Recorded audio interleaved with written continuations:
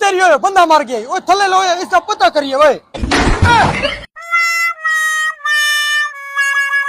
ओए किसे देखा तो नहीं ओए चुको इनू प्लाट ले चलिए चुको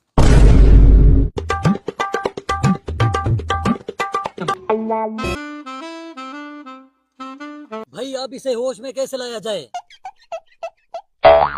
भाई मुझे लगता है ये मर गया है। ओए नहीं ओए जिंदा है ओए वडेरे कहंदे सन अगर कोई बेहोशी दी हालत च होवे ना उन्हें खुसा सिंगाओ फिर होश आ जांदा है ओ फिर ओई यही कहंदे सन कि होश खुसे नाल ना आवे ता फिर कख मारो नाके च बच्चों बच्चों पीर की बात दुआ से बच्चों। तो तेरी बात दुआ से बच्चे तू केड़ा पीर लगा है मैं जद्दी पुश्ती पीर हूँ। मैं आपको अपने करामात बताता हूँ। ओए पीर है ओए ओए चुको इनू मजी ते पाओ उथे ने करामात सुनिए